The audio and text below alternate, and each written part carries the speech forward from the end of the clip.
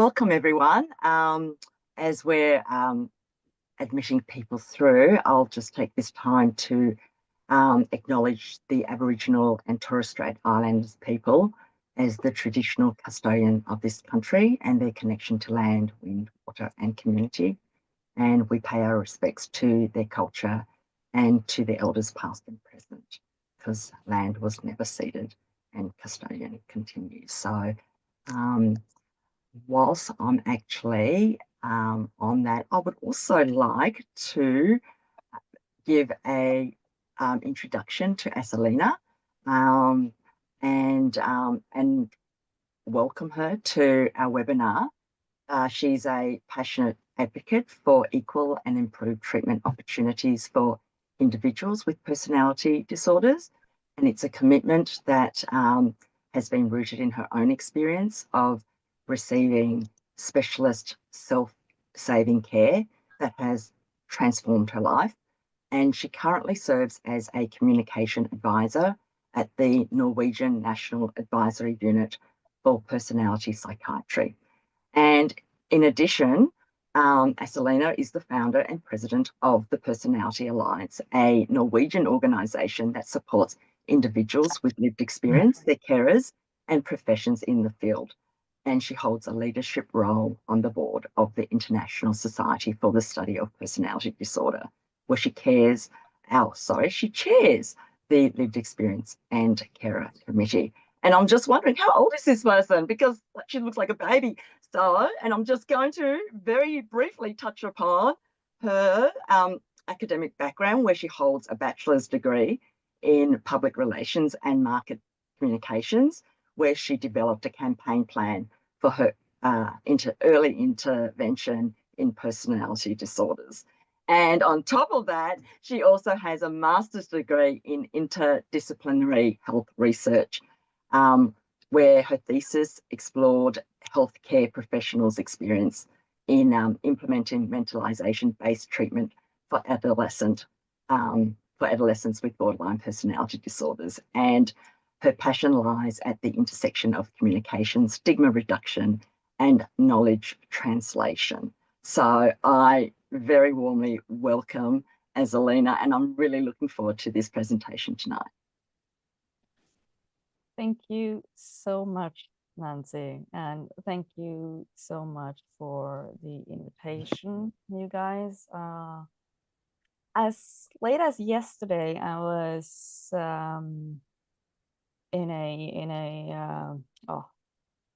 lecturing, I guess. Since my native language is not English, when I switch quite quickly, I tend to forget words. So there might be a few strange words coming out of me, I guess. But yeah, I was just talking about the work that you do in Australia as late as yesterday, because when it comes to peer work, you are ages ahead of us, and we don't even have yet that family connection support or someone taking the lead of that in Norway. And I know it's a huge need that we have. So you do amazing work. So thank you for that and for the invitation. So yes, I'm here today to tell more my personal journey of how I went from chaos to calm or to resource. So I might say I'm bad at saying no from all you just said. And now that's a good thing. Previously, that was not a good thing. So,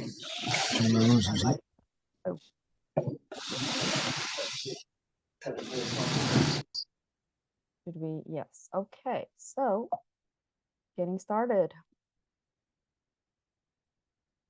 Thousands of young people grow up in environments that, in a way, should and is hard to fathom for the outside world. It could be people, as we know today all too well, fleeing from war or growing up in home environments where no kid should ever be. However, there are also the kids who have loving parents who are doing the best they can but still something goes wrong somewhere along the way for various reasons. And for some, there is kind of this inherent way of thinking about oneself and how one relates to others that makes life just simply unbearable. Now, I belong to those two last categories. I grew up with parents who loved me. However, my mom was also physically ill for a lot of the time. And that, of course, affected me. But it was also a way that I viewed myself and the outside world from an early age that grew into something that felt uncontrollable at a time.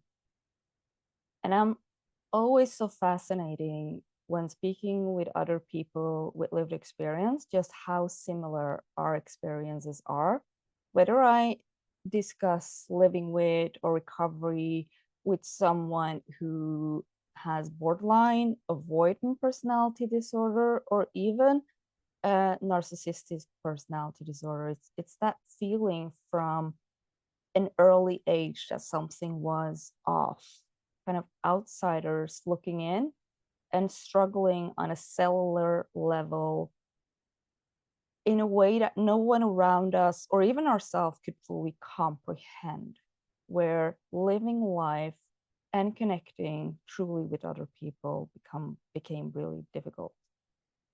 And in joining me today, I would like to challenge you to look beyond my single story, because it is my claim that throughout this journey, my temperament or my traits, they have been quite consistent, but what we call personality functioning has kind of dictated how my personality presented to the outside world. And I'd like to kind of ask you as well to reflect on, like, how would you, with your own set of traits or how you normally react, behave in your life if you didn't know who you were and struggled deeply with that feeling, and also struggling to connect to other people or understand them in a good way that was good for you and for them. So by the time I got to therapy, chaos and despair ruled my life. I was caught in a whirlwind, locked on a roller coaster, completely oblivious to myself, how to relate to others, or where the next turn would take me.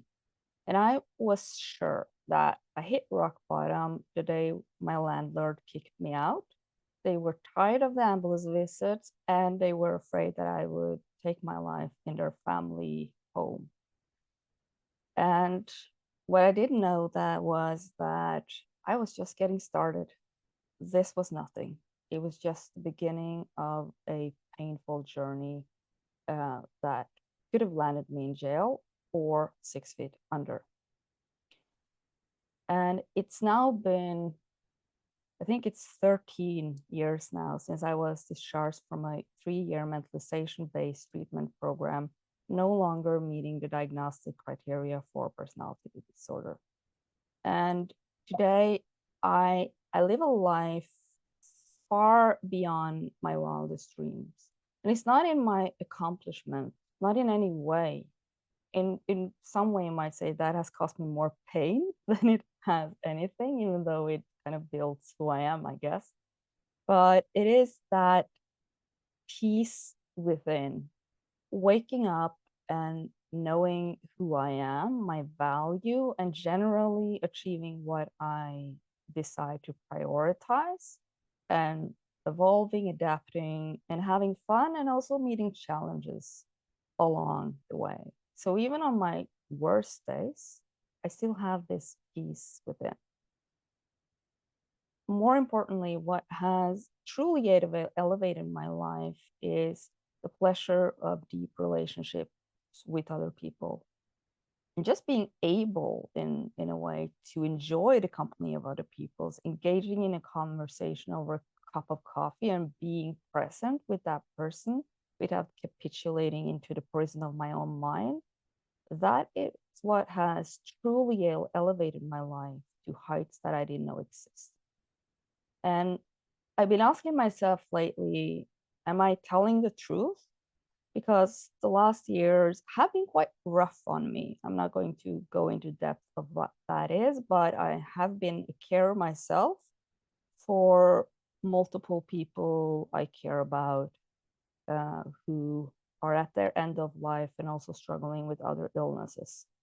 And so things have been difficult and barely holding my head above water, but it's still, like I said, this peace within that I didn't know existed. So it's still true, even though there are days where I'm like, oh God, I can't do this anymore. But it's still nothing compared to how things used to be. And in a way, it feels like I'm back at square one. When I found this picture, I thought to myself, oh, there I am before everything went sideways. And like, so who am I, one might ask? My friend recently said that I'm really great at playing the role of an extrovert. Um, I'm easy to get along with, but I'm still quite low on my need to be social. So I have this close-knit circle of really great friends and a good big network on that end. And I'm agreeable to a fault. This is something that makes me able to socialize with most people, but backing down in disputes, that remains kind of my Achilles heel.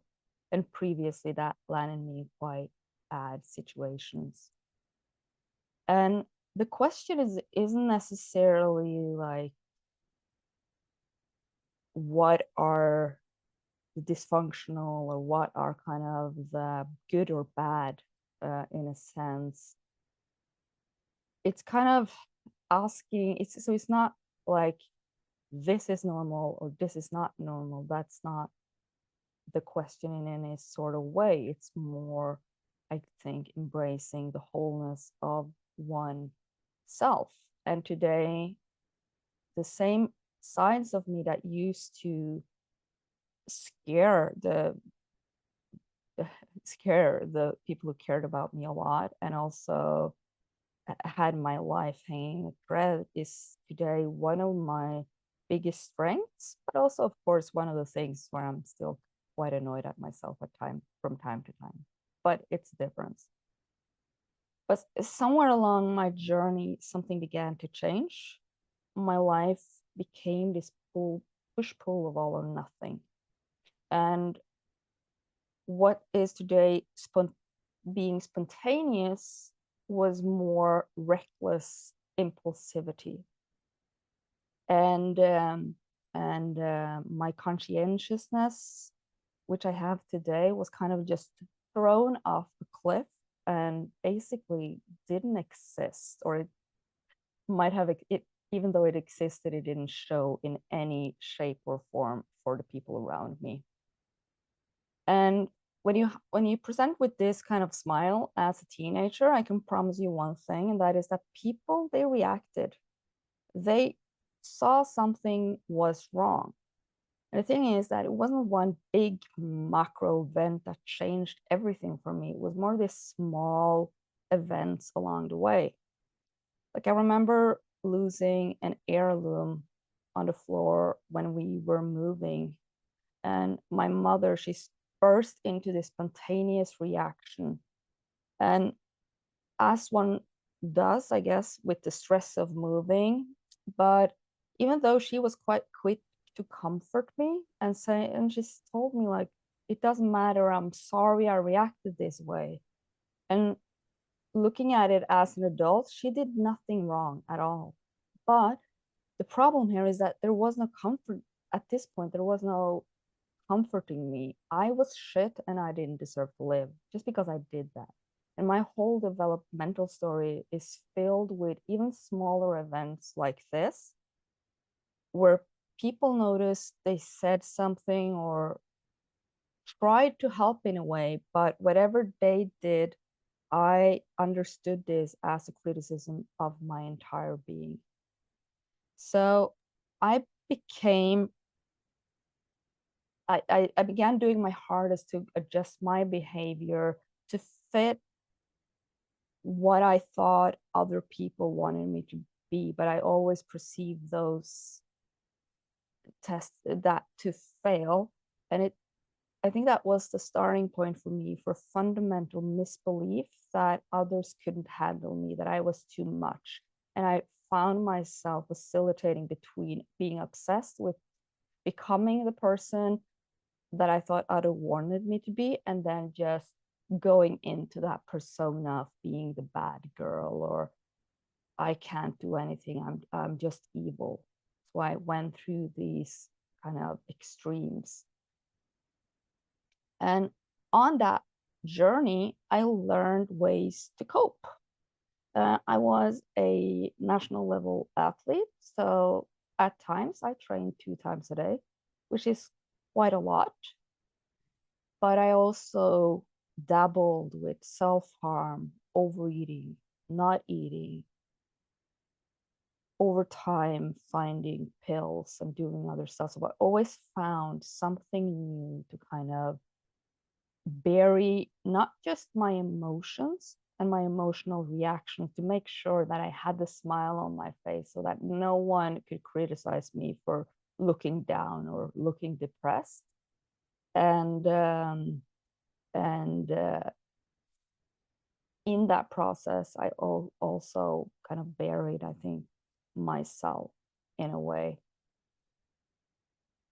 And over time became this person that parents or my teachers warned parents not to let their kids play with. And I became kind of 3 personas in a way, that at training, I was the athlete, but I was also the crazy girl. At home, I was the attentive daughter, at least for quite some time, that took care of her mother. But at school, I was a hellscape, basically. And it ended up with the adults from each realm fighting each other on what to do with me, but neither one of them recognized the girl told by the other people. So I was clearly not the only one becoming increasingly confused about my own identity. And one might ask, like, did no one truly noticed? Well, they did. The teacher that I always thought hated me wrote this in when I finished 2nd grade. Åse-Line is a bit anxious about doing something wrong, and very, very vulnerable if she experiences something as criticism. A hope for the future is that she achieves a more relaxed relationship with being reprimanded. She really has no reason to be anxious. So here it's hitting the nail on the head on what was going on. But the dilemma, and I can't go back to talk to the child me, but at some point it kind of didn't matter what people said, because I just viewed it as criticism, and that was my truth. I didn't fake it, I didn't overdo it. It was just how I thought people reacted to me. And when you feel that way about almost every interaction, I started a downward spiral, and I was able to hold up kind of a certain level of normality unto a certain point where suddenly Pandora's box unleashed, and my self and interpersonal function kind of just plunged into the abyss.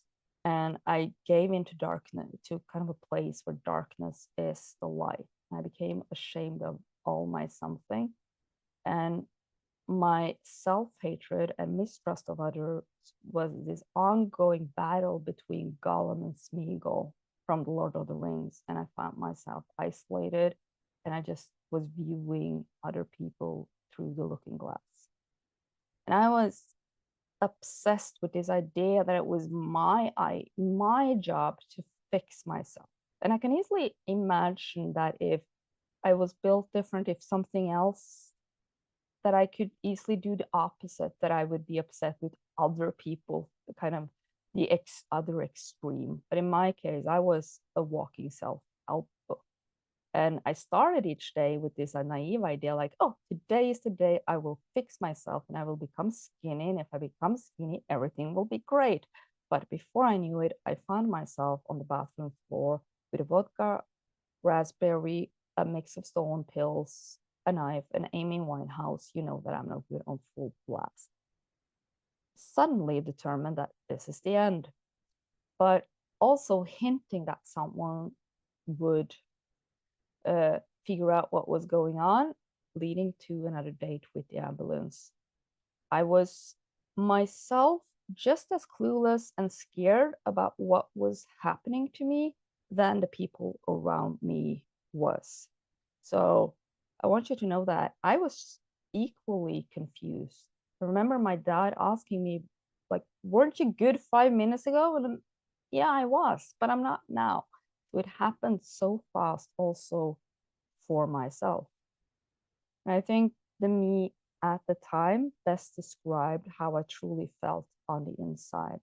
So from my diary, it says, I'm an ugly, rotten person, stupid, selfish bitch. I destroy everyone around me. It's not unfounded the doctor thought I was a tumor. I am a huge malignant tumor. It would be in everyone's best interest if I was never born. This was my truth about myself. And when I give talks and people see me now, they don't see who I was back then. I am a lot of the time approached by someone saying like, well, honey, like, you don't know how bad things can be, and you are so well articulated, you speak so well, and you're so in touch with your emotions. The thing is that I wasn't, not at that time. So I brought with me an outside perspective from my former GP, who I'm currently writing a book with. And her experience was that the rough girl who is always late, who annoys the secretaries in the doctor's office, they agree with my manager. She does not deserve another appointment until her debt is paid. Besides, they're afraid she'll wear me out.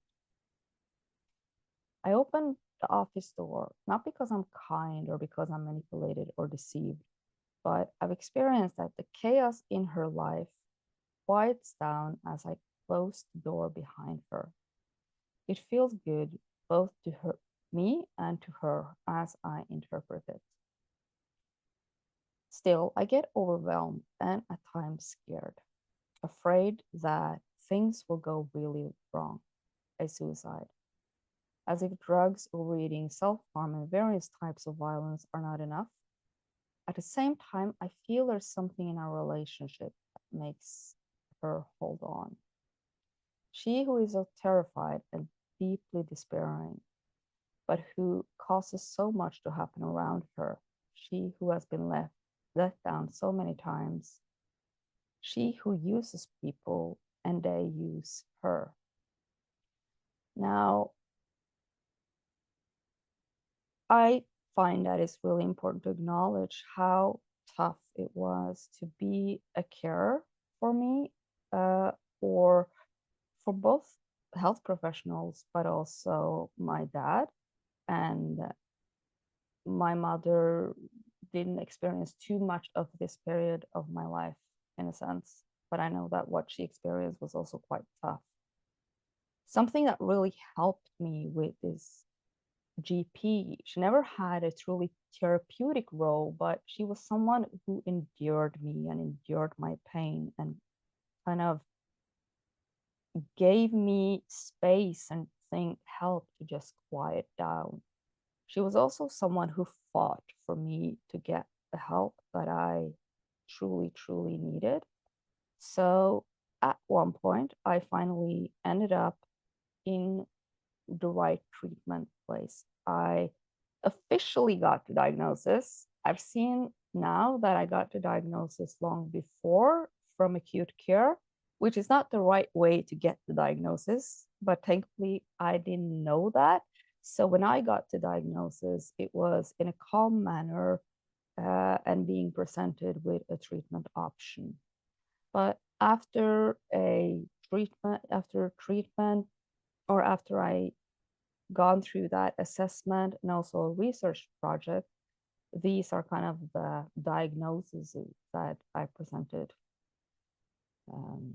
Bulimia, social phobia, major depressive disorder recurrent, polysubstance abuse, borderline personality disorder, ADHD, dissociative symptoms, and scoring on 2 avoidant traits: fear of criticism, disapproval or rejection, inferiority feeling, and the patient is also characterized by dramatic, narcissistic, and antisocial traits. And as I read that, I thought to myself, oh my God, I'm Trump.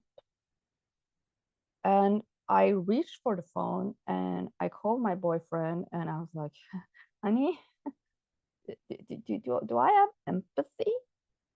Because for a moment there, I completely forgot what was set into my backbone, in a sense, while I was in therapy, that this does in fact describe what I was struggling at that time.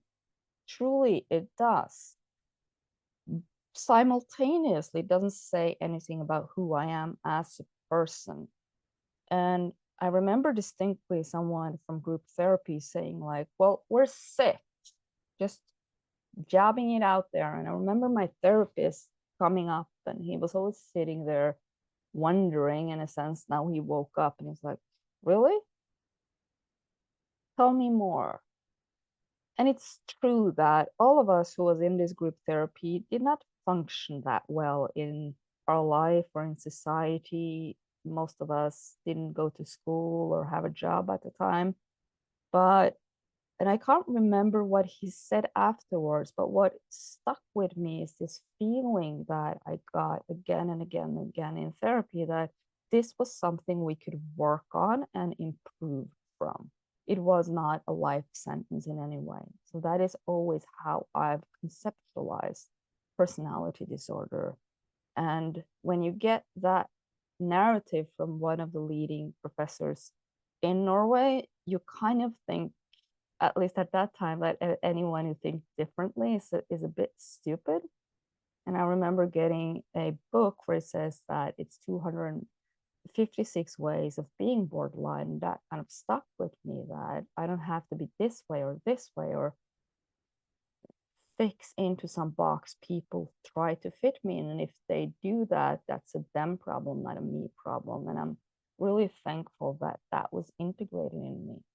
Because what we worked on in therapy was what was lying beyond, kind of beneath the symptoms.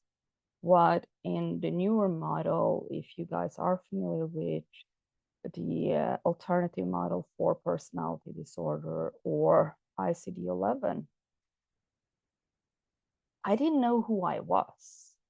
My identity would fluctuate depending on who I was with. And I didn't know who I was. I didn't know my values. I didn't know anything anymore about me, even though as I changed, I could be dead certain that I have found a solution to my life now. I adjusted like a chameleon, and with the thing is that my identity and my goals, they changed faster than a baby needs a new diaper.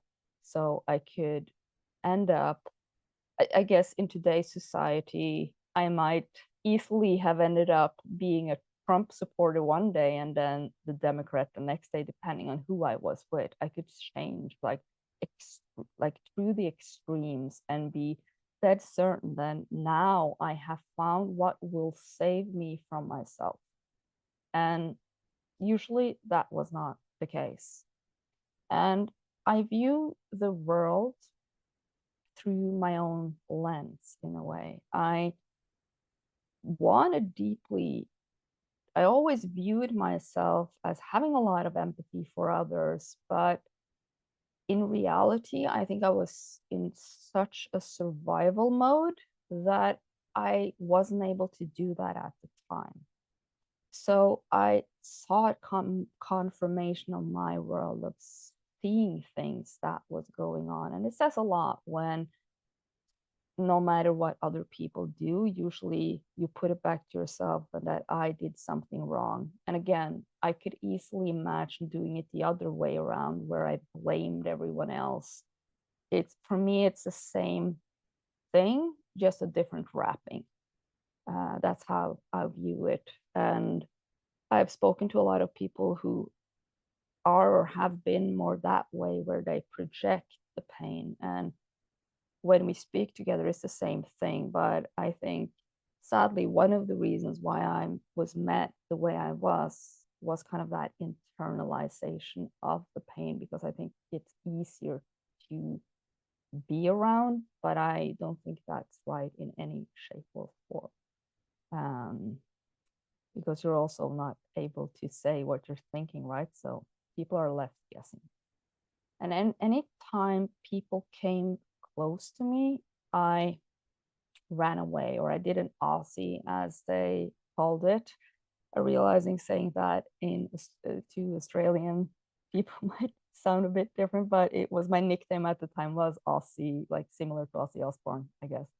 But it was known that I was too avoidant to dump people, and this was way before people started ghosting. So I kind of went in and made sure that I was dumped within a certain amount of time. So these kind of struggles with self, with identity, with setting goals, and relationships with others, mentalizing the others, and also closeness with others, was kind of what was lying underneath my struggles with emotional dysregulation and everything that was going on with the symptoms I presented to the world. And for me to begin to change, I truly needed people like my GP and others who endured my chaotic attempts at self-expression, and that they believed in me. And from where I got, I had my GP, I had a nutritionist, the individual therapist, group therapy, and there was a lot of people involved in my recovery journey. And I think their ability to prevail with me, it shined through, and it affected me greatly. And from the words of kind of what reflected to me from my GP, she says that I continue to be surprised but seldom scared. Perhaps I endured because my gut feeling told me everything would be okay in the end, even though most evidence suggested the opposite. So I think this is one of the things that was so important to me, having that in therapy, having people who believed that I could be able to change if I wanted to, because it is like, it's both a choice and not a choice at the same time. It's not as easy as saying like, I want to change and then doing it. It's a process, and it was a process. And it started with beginning to trust someone, and that someone could help. Another really important factor for me was group therapy. And I hated group. Like, I would rather walk on fire, shoot myself in the knee, and I am so grateful I didn't have a choice. It was part of the treatment program, and I really hated that group, but nothing has done more for me in terms of improvement than group therapy had. And in therapy, I was this person. I brought my outside ways of perceiving the world and mishandling my issues into the group. And just like on the outside, I was so afraid to show emotions. So I was this Scrat-like character, always smiling, hyper focused on the next thing that was saving me from myself. And again, I could have easily been, or if I kind of had a different set, I think, of traits, I could have been the opposite. Crying a lot. Again, for me, same thing, different wrapping. And with this phase, I told my group about something that was happening in my life where things were kind of crumbling into shambles. And I admitted that I was trying to fix my life with a connection I had to someone with power, someone I despised, but thought that I needed in my life. And when I told the group about this, I felt explosion and attack. And it was just one more example or confirmation that other people couldn't handle me. They overacted to everything I said. They hate me. And I'm sure that if I was built any other way, if I was more able to show anger, I would easily have punched someone in the face or thrown a chair out the window that day. I was so angry as I left the group, thinking like, they don't get it, just how evil I am, stupid idiots, weak, pathetic crybabies. Oh God, I was so angry, and I've never felt more attacked, hated, or angry in my entire life. However, if you put this session on display, you would likely see concerned faces and people desperately trying to wake me up to the reality of what I had gotten myself into. But that's the thing with living with personality disorder, is that it can turn a concerning face into the devil himself. The great thing with group compared to life outside was that I couldn't just run away. I got back and we repaired what kind of went on. And first of all, I learned that people were concerned about me. They weren't angry, they were concerned. And one person in particular had reacted quite, in a way, aggressively, but that was more about that person than it was about me, because that what I had said had triggered that person very much, where they realized kind of that they also tend to get into these sorts of situations with men and the destructiveness of it all. And that had been really painful. So in group, I started to learn kind of these new ways of seeing the world or understanding what was going on, why the different ways other people reacted to me, that it wasn't just them hating me, it could be a very variety of things. And sometimes it was that I did offend someone, but I also learned that that didn't mean that they hated me or wanted me to die. So those kind of things that happened over time were really important. And it's now about 1.5 years, I think, into group therapy, someone really cracked the shell. That was me. And the person I have told the group about previously took a lot of time in group for me in discussing that. And by this time, this person, there was a lot of media attention. It was a whole thing. It was other girls. And I kind of bathed in the dramatics of it all. It was kind of something to put everything I was struggling on, kind of, yes, I am this way because of this.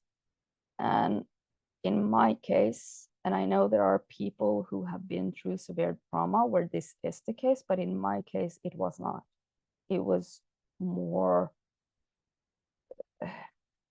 something I used to deflect from what was really going on within me. And someone said that it seems like you enjoy this a little bit. And that was pointed out, and I burst into tears. I didn't just happen like in a millisecond that I burst into tears, and I wasn't able to stop crying. And I had not cried in front of anyone for a long time. And if I had, it has usually been kind of without feeling the emotions, but now the emotions were just so real and in a whole different way than it had ever been before. And the therapist writes afterwards that she then manages to come into this underlying sadness and despair that is almost bottomless and connected to suicidal thoughts. Her restlessness and antics disappear. You see a completely different side of her. Touching shows the possibility of integration. And it was in this togetherness with other people where I began to come in contact with myself, the opposite of the way I thought I was going to heal myself. And it was there where we explored the different ways of understanding ourselves and others, along finding better coping strategies along the way. That is what truly helped me. And over time, I began to grew more and more as a person. I felt, I think, like a baby at one point in therapy where I felt like I'm starting all over in life. I began learning things that I realized I should have learned a long time ago. While I was an expert in handling things for my mother who was sick or doing kind of the grown-up things, I was really good at that, but I was really, really bad at basic stuff like just feeling my emotions, being in those emotions, and discussing with others, like if I misinterpret them or if something happened. And I am here today because several people invested in who I could become long before I even thought I had anything to give. They kind of gave me another chance in life and they accepted me, invited me with open arms into their world where I was no longer alone with others and became increasingly confident in exploring the nuances within myself. And while I left the personality clinic no longer meeting the diagnostic criteria, it would still take a lot of time for my life, I would say, to truly begin. And it brought with me this new mindset of daring to question almost my interpretations and my interactions with the world. Because it is when you see something or you interact with someone and you feel like that person hates me, it's natural that that causes a lot of emotions, right? It's, of course, if you think that your significant other is manipulating you or they're angry, where in reality it turns out they're just tired, truly, truly tired. Or someone didn't answer that text, not because they don't like you or don't want to hang out, but maybe they forgot, maybe they thought they had answered. All of these nuances that happens in life where the more and more I questioned these things and the more safe I became with other people, the better my life began and the less I needed kind of skills to even be in the world because the emotions didn't even occur to me in a way. So it's been a process where there's been ups and downs in my life. And after when I came to the point where I got back to school and was in the process of finishing my bachelor's while working full time and doing too much, I thought I was having a relapse. But in reading my own thesis about personality disorder and how this is about the way one thinks, act, and feel about oneself and the relationship with other people and the way that affect your life negatively, I also realized that I'm in a loving, committed relationship and we're good. And I didn't know it at the time, but I was forging friendships that have now lasted over 10 years.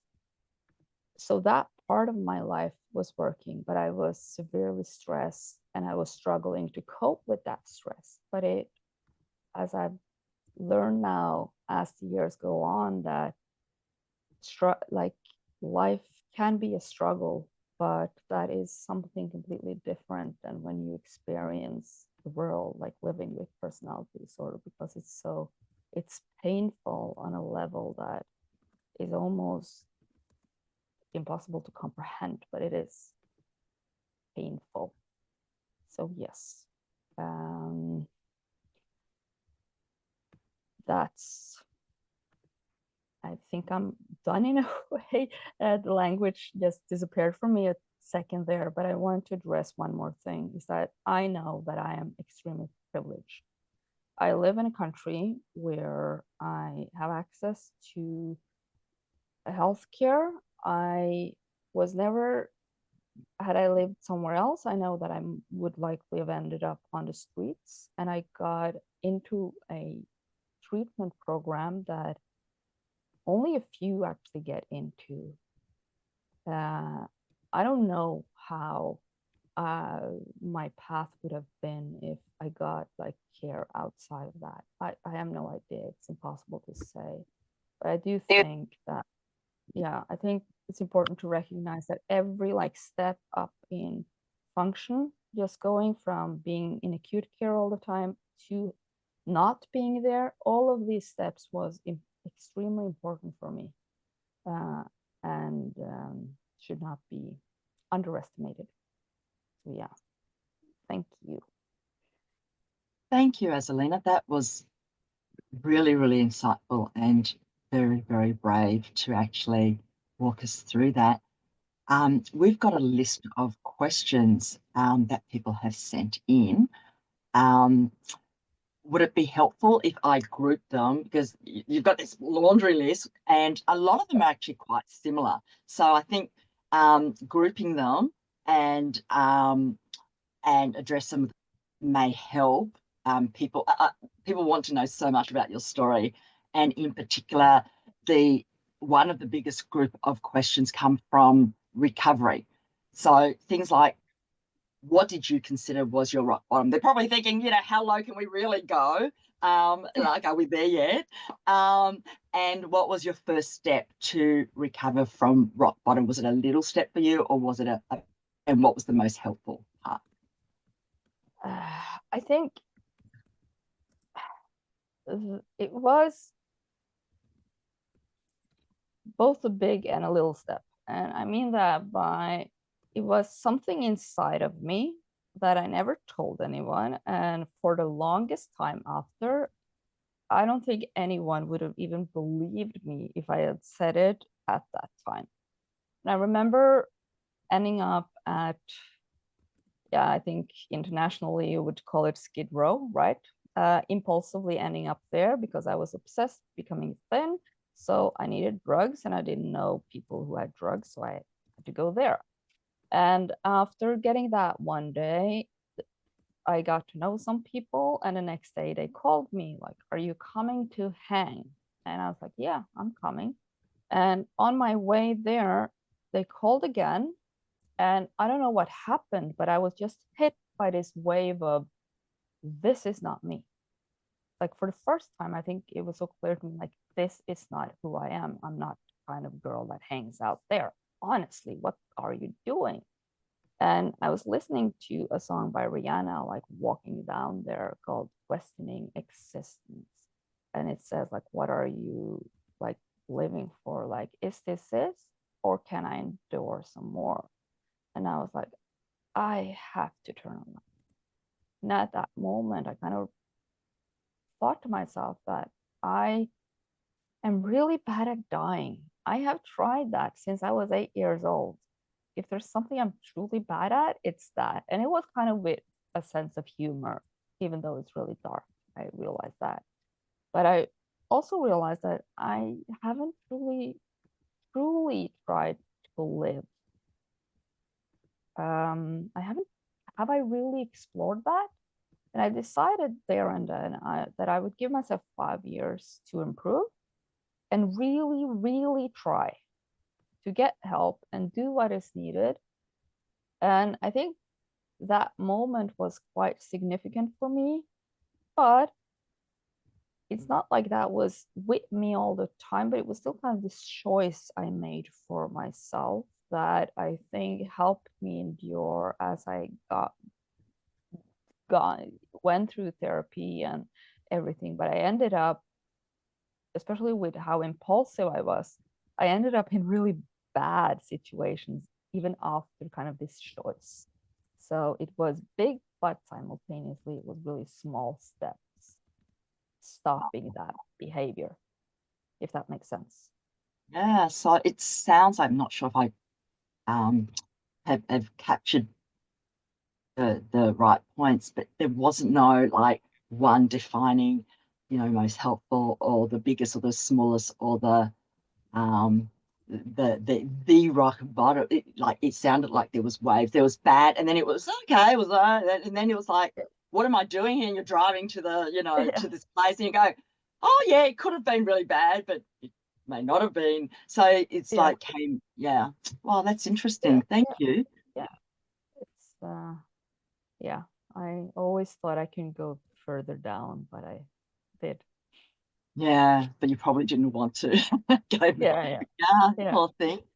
Oh wow, that's so just I just find it really quite inspiring.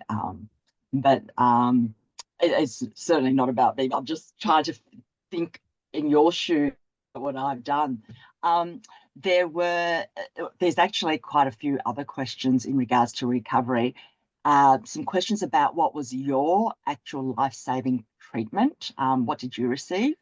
And I'm going to dovetail that with what do you advise if you're a parent to support their child with BPD to help them get some help and recover?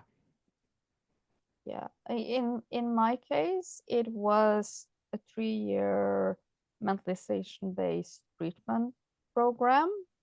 I do think that for me, that line of treatment was quite good because I think that from a DBT program, I would have been kicked off really fast because I didn't have that severe self-harm in that classic sense.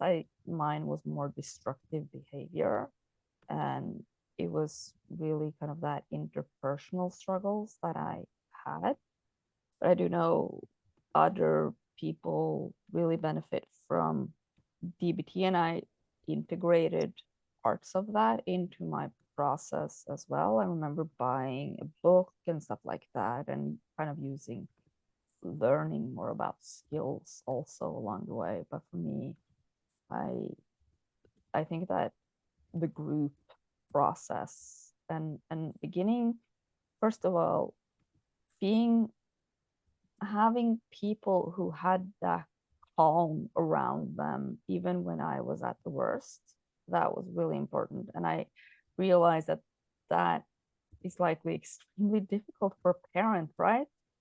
Uh, but I think that if one is, to the extent that you are able to have a calmness and uh, and also I think I like something Carla Sharp said, that, being authentic, being like setting boundaries, making things clear, like, why am I doing this, is important. And I think I'm kind of losing my own thread here, but it's something I think beneath everything that's going on, you you know deep inside when you overreact. And I'm saying it like this because it is the truth to you, right? But versus when you are truly being treated in a bad way. I think that Yeah. beneath it all, deep, deep, deep down inside. And so that kind of knowing that this too shall pass, not just for the person that is in recovery, but also perhaps for the parents. having that calmness. And I think that learning about the commonalities about with these different treatment methods is a good thing, and the skills to meet it. And also, as a carer for something else than personality disorder, but I think it's so important to also care for yourself in everything, and the conflicting emotions that comes with being a carer. It's so many conflicting feelings, right? And Wow. I don't think it's necessarily just applicable to, your child having that. I think no, it's full yeah, stop. And even if you don't have children, I think that's just yeah, a really useful skill to actually be able to soothe ourselves. So yeah, thank you. yeah, Um, yeah. Another big area, and I can see in the chat, there's like questions coming like left, right, and center. So wow, people are really inquisitive. The area of manipulation and enabling from their loved ones. Some of the questions that have come in are, how can we avoid falling into the manipulation trap? Especially, things like, am I being abusive? Am I, looking too thin? Those sorts of leading questions. And what does validating someone turn into enabling, and whether we can avoid that. So I'm curious as to what your thinking of those two questions are. Yeah, I would first reframe it a bit. Like, we don't have another word for manipulation in that sense. So, but I view kind of that behavior the same way as a baby crying for food. That is also a form of manipulation. They cry for food in order to get food because they need food to survive. And it might, I realize it sounds odd, but getting that validation, or even like many things that is going, it is like you're in a constant survival mode, even though in reality you might not be, but it still feels like it. And things that feels real to us kind of becomes real. So that's one thing about it. And I think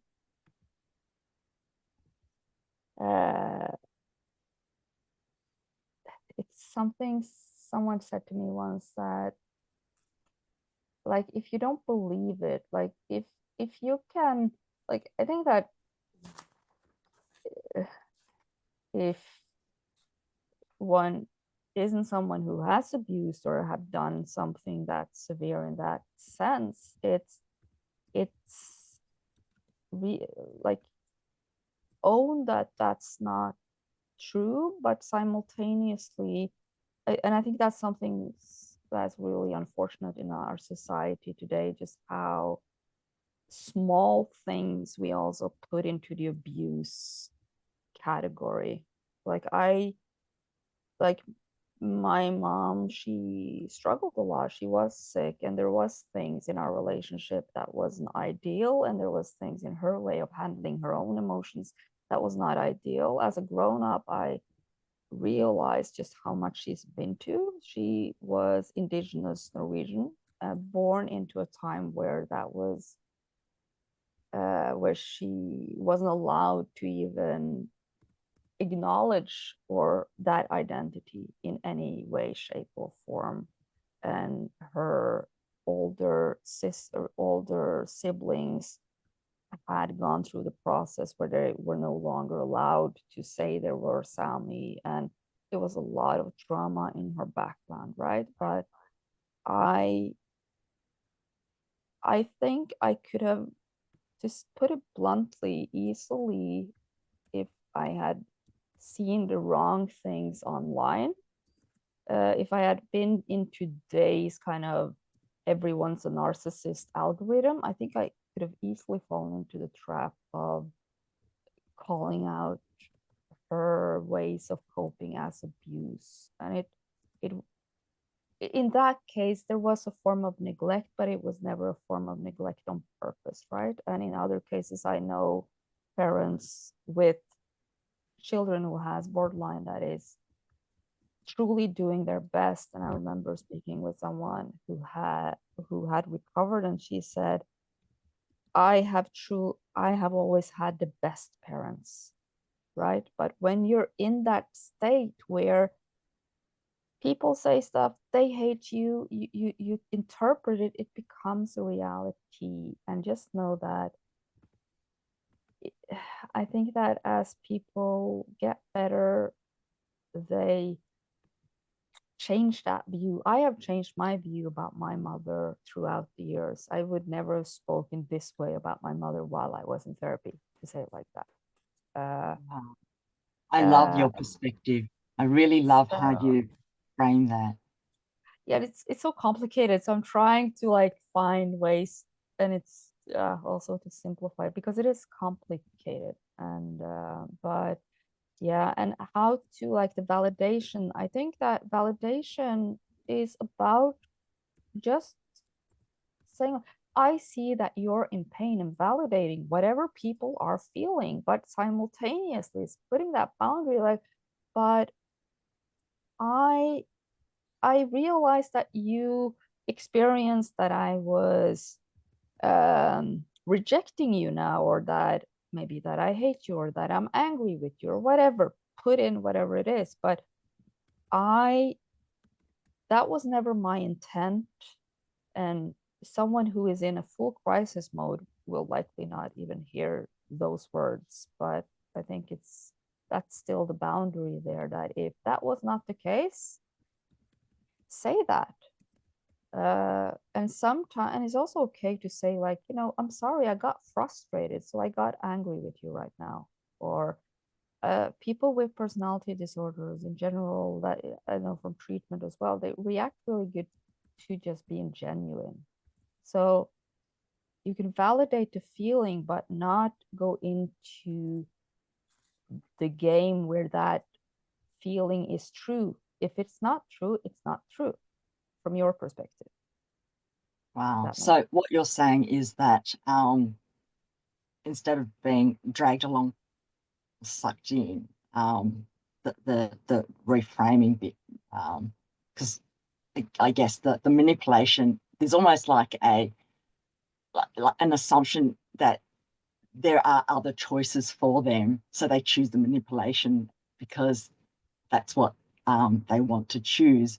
Whereas perhaps mother, you said that you prefer not to think about that as abuse, because that was the best choice and the best thing she could have done at that point in time. So that gives it a different light, or a different framing, is one side. No? yeah, Or both yes and no. I think, like, how do I put this? Like, for the partners that I've had through the years, like, some of them I have treated really, really badly. Like, not on purpose, not to be mean. I love them the way that I could love at the time. But I still think that it's completely right that our partnership did not go on, to say it like that. And I think like, there's this spectrum, right, for people struggling with personality disorder, and the variety of it all, where most people, yes, they cause difficulties in their relationships, but it's something that you can recover from. There's also cases where things happen where you can't recover from it.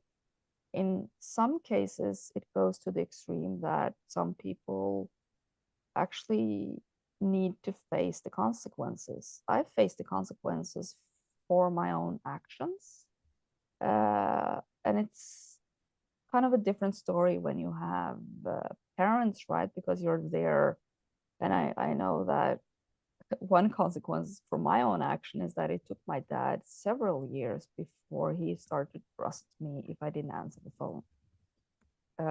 There was a case when I was even in quite far along in recovery, and I have fallen asleep and I didn't answer the phone, and he called the police because he was so scared, right? I had gotten far enough in my process that I understood it at the time, but if I hadn't gotten that far, I might have gotten really angry, right? So I think I don't know how to frame it, because there are cases where you need the space, or you need to set a clear boundary, or even cut contact in some cases. And there are cases where there are abuse, and there are cases where there's but even there, like, my partner has worked in a high security prison. When you see kind of what has happened to some of these people, you understand how they end up where they do. So you can have compassion simultaneously. Sometimes there are consequences to actions for everyone. That leads us into the next set of questions, and this is around conflict and aggression, and there's quite a few of them. Similar vein, what's your advice for parents trying to set boundaries with an adult child who cares very little about consequences? How do I handle demands from my BPT child who wants everyone to agree with him? How do we support our loved ones without triggering them and causing aggressive behavior? How do I express my position without causing conflict? How should I go about, talking to someone who is highly aggressive and validation no longer helps? How do I help my loved one stop self-destructive behavior? So they're all very, very similar themes. And I guess, yes, what would you advise in a situation like that? Yeah, I think first and foremost, there are people a lot more skilled than me to talk about this. I'm just going to spitball a few ideas. I think there was one thing that stood out for me, like, how can I avoid triggering? I think in some cases, they're just unavoidable, depending on where people are in their process, while others are avoidable. I am a true believer in kind of what is common among the different treatment options for BPD, with being clear and setting expectations, and the authentic, like being honest in things. Because people pick, like you can be really great at picking up nuances, but really bad at interpreting them, in a sense. So let's say I'm just trying to figure out an example from my own life, I guess. Because if you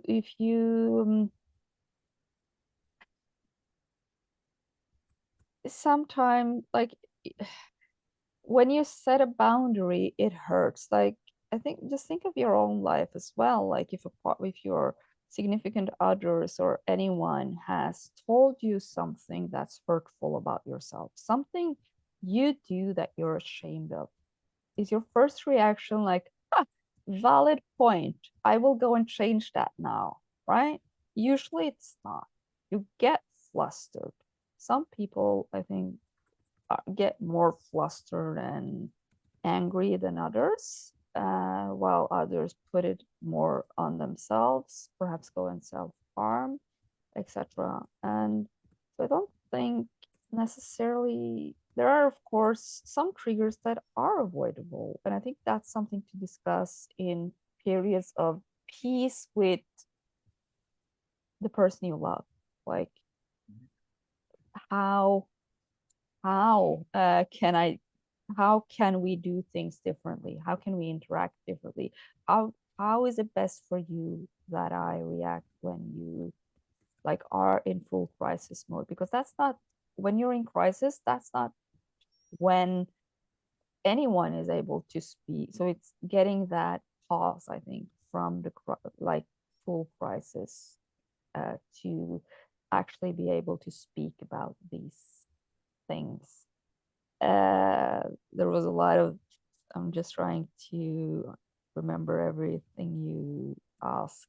Yeah, because I can imagine there's so many questions that is just wanting to be answered. But yes, it's very much about how can we support our loved ones, which is, I guess, the longer term, without whilst protecting ourselves from their aggressive behavior. And then you've got the really short-term one, is that, how do you actually talk to someone when they're highly agitated and validation is no longer held? And that's like right here and now, and they're very different. Yeah. And I think that I had a partner once. I'm pretty sure he had BPD, and he was in full crisis, and I remember trying to fix it right there and then, and that just made everything worse. And what we ended up doing, because he became really aggressive, and me and his parents actually ended up driving to a different place. The next day, he was really shameful, right? Had it been more a question about his life as well, in that case, it might have been necessary to call someone else, but we also know that those kind of processes can be quite traumatizing. So where that's not necessary, I think it's good to avoid, but sometimes it is, if not so much for the other person, but also, I guess, for feeling like not, and because you're scared. But I think in general, it is showing interest in like learning about BPD. And, there are, at least in the cases where you have the people you care about also want to learn about it, perhaps go to psychoeducational courses together, learn about this together and discuss like both skills and perhaps mentalizing. Like when I do this, like you said, like a few days ago, when you felt this and that, like if someone has an example, I can use that. But like you thought that I meant this. Can we discuss that? Because in reality, I was scared, or I'm really sorry that I screamed back at you. I was really scared in that moment, and perhaps talk about this in times of peace.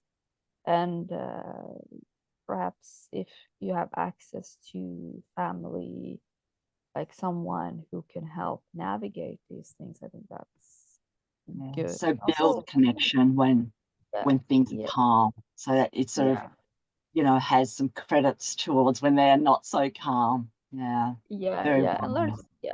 learn strategies for when things are not that, and if possible, figure out those strategies, the best strategies together. But it's also, I think,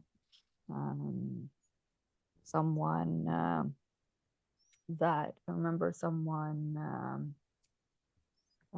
who ended up, it's not someone I was close to, but it was someone who was close to someone I'm close to, and that person kind of stormed off one day and later said, well, you guys saw I was in pain, why didn't you do anything? And my answer to that is, well, I am here whenever you want to speak, but I'm not going to run after you. And that was my boundary.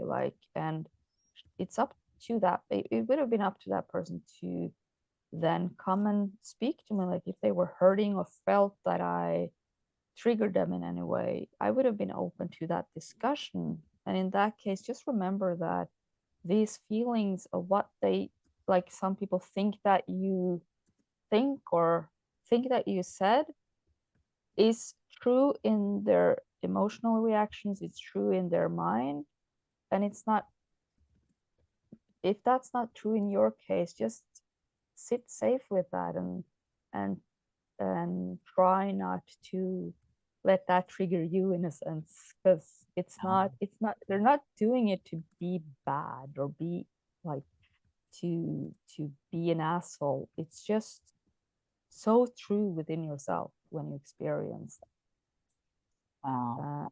that. If that makes sense.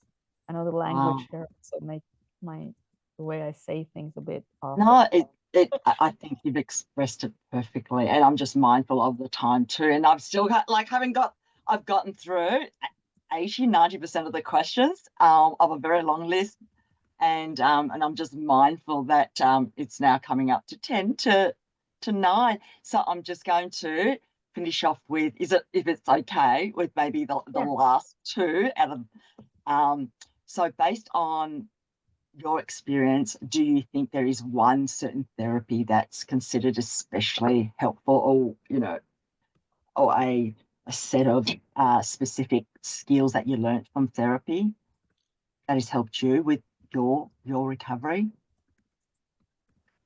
I think thankfully the days where the knifing about what therapy is best is over. We know that they are all quite good in treating personality disorder. There might be some cases, from what I've learned, that are better suited for one versus the other. From my kind of perspective of studying more communication and implementation, I think the different methods are really important, not just for what could fit best for the patient, but also what fits the therapist. Yeah. Some people really like learning and doing MBT. Some are like, I am a DBT therapist, that's my identity. Some people are more generalists. So I think having these different methods is really great, and looking at what do they have in common. There's an active therapist, there's this validation, there is a clear structure. Like, as a patient, you know what you are getting yourself into, what is expected of you, etc. And that's I think really great. There was a second part to your question, right? I think I forgot that. Yeah. Was there specific skill sets that you found particularly helpful to you? Yeah, for me, the skill set that I found the most important is kind of mentalizing others, because it changed my emotional reactions, right? So if people don't answer my text messages today, I don't have an emotional reaction. My first thought is, if it's someone who always answers quickly, then I might think, oh, is something wrong? But then my first thought is has something happened to them? Not, have I done something wrong, right? Um, so for me, that changed everything. But when I was kind of in the midst of it, beginning to practice, to practice skills to do perhaps other things than self-harming or getting into destructive behavior. There was a period of my life where what would have been Netflix today was extremely important, just lying in bed and surviving that day and not going out and doing something destructive. Just being aware that I have a shitty day. I could easily end up in a harmful situation right now, and then just being okay with staying in bed that day and getting through it, and knowing that I have therapy next week, things will get better, this will pass. That was also at the time an important skill set. Wow. Yeah, that's great. Yeah, I think mentalizing or putting yourself in other people's shoes, being able to do that is a fantastic skill, no matter who we are. Yeah. Yeah, and also, and lastly, recovery was a tightrope between doing kind of a realist review of what just happened, why did it happen, like how did I once again end up in this bad situation? Simultaneously having the self-compassion of saying, oh shit, that happened again, while not falling into the I'm that way, it will always be that way. So it's being both kind of self-critical but also really self-compassionate at the same time, and beginning to navigate that was important. Great balance. If you were a family member and you had a young person who has these symptoms, would you encourage them to have a diagnosis so that they can have early care and early treatment when they deny having these symptoms? Yeah, definitely. Definitely. And I would ask, like, let's say I had a child now and they struggled with this, I would learn like what are the different treatment options, what is personality disorder and what is it not, and for people who tried to meet them in a way or to say that it's a different way, I would hand them a paper from well-renowned research and say, you're wrong, fuck off. I would like to be a bitch about it, uh, and always try to refer back to specialists who knows better.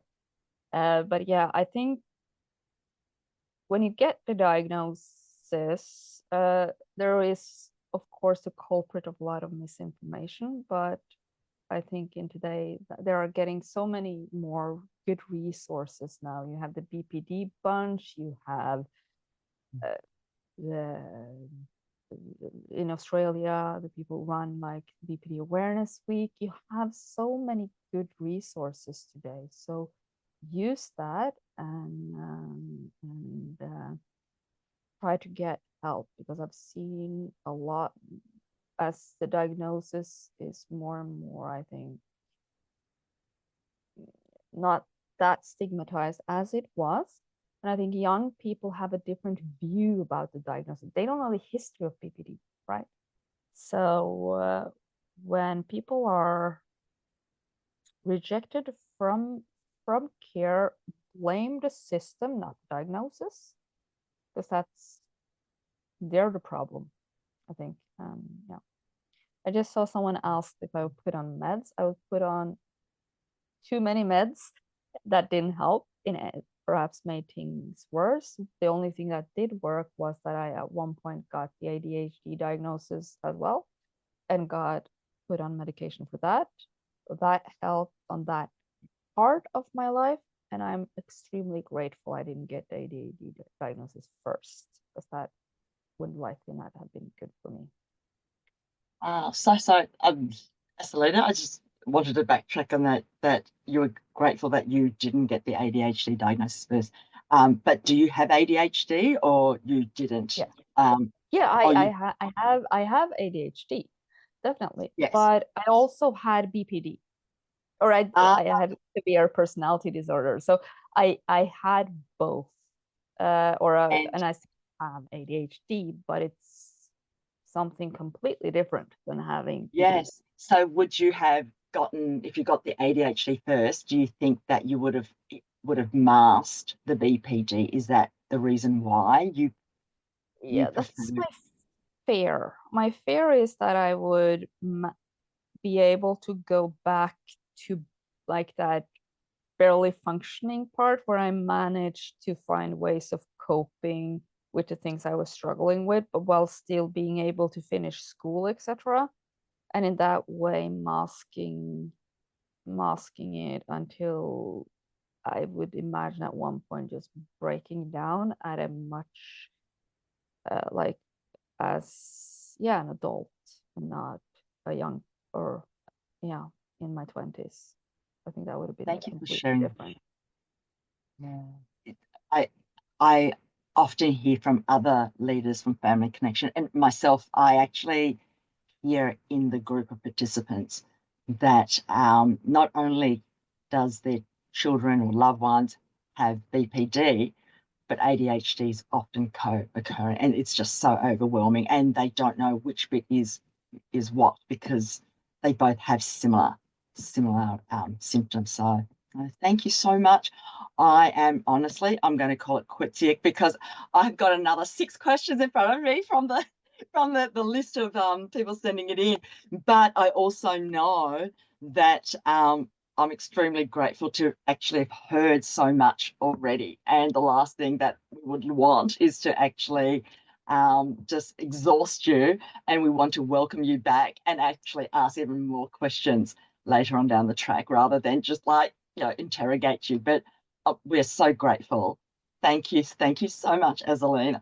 It's very rare that we actually get to hear from someone that has had such an amazing story, have achieved so much, and have also been able to shed insight into their own recovery and that of others. Thank you. Yeah, I just want to say one closing remark that I know more and more and more people who have made a full recovery or are just their life is completely different, even though they have the diagnosis still, but their life is just something completely different. So I meet these people every day now, almost, I feel. So there's so many. Thank you for that. That's really inspirational. In fact, actually, to dovetail on that, I have heard recent research come through that says that those that have been in recovery, the longer they've been in recovery, the more likely they are to stay in recovery. And people that have been in recovery for 10 years, it's just the prognosis is overwhelmingly positive, whereas that wasn't the case, in the 1980s, 70s, 60s. Yeah, we know more and more about how to treat it, how to meet it, and so I think there's a lot of hope now. Yeah, thank you so much for shedding light into that, Åse-Line. We're very, very grateful. And thank you so much, everyone. Wow, for staying and listening. You've clearly found what Åse-Line had to say very, very helpful. So, because by now most people would have gone. So thank you. Good night, everyone. Bye. Oh, actually, I forgot to add the next month's.